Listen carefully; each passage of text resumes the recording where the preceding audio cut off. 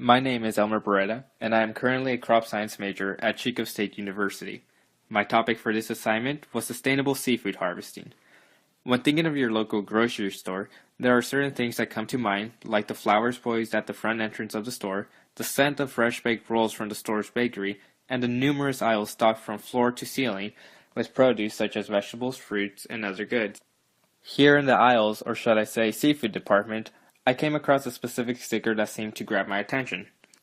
Certified Sustainable Seafood, it said. The sticker I am referring to is that of which is put on seafood products that the MSC, also known as the Marine Stewardship Council, deems to have been harvested through sustainable methods.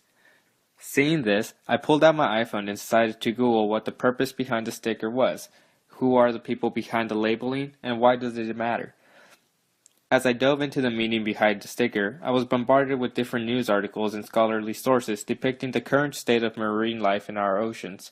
Sustainability kept popping up, and it led me to the main question of, is it even possible to ever reach a point where 100% of the seafood consumed by humans is harvested sustainably? Now some may wonder, why does it matter that how their seafood is harvested if there seems to be a never-ending amount of food in the ocean?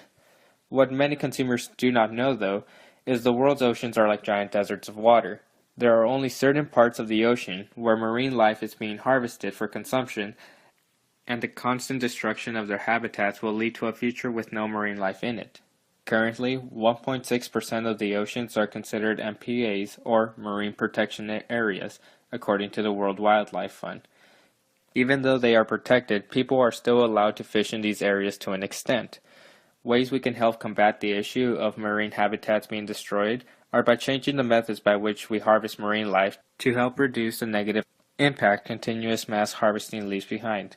In an article called Sustainable Fishing Gear, the case of modified circle hooks in the Costa Rican longline fishery, authored by Yonat Swimmer and her colleagues, they address that there is a lot of unwanted bycatch, but there are ways to tackle this problem. By increasing the minimum and maximum hook dimensions, unwanted bycatch can reduce in some cases by up to 52% for animals such as sea turtles. Aside from this, people need to help in urging governments to pass more legislation such as the Marine Life Protection Act that was passed in the state of California in the year 1999. Legislation such as this can help in preserving a future where people will be able to benefit from the oceans as we have in the past. At the current rate of fishing going on right now, the future seems bleak, but brings up my question again of, is it even possible to ever reach a point where 100% of the seafood consumed by humans is harvested sustainably? Legislation has passed and scientific studies have been enacted to determine different ways to reduce harm to our oceans, as seen in the article Sustainable Fishing Gear, the case of modified circle hooks in a Costa Rican longline fishery.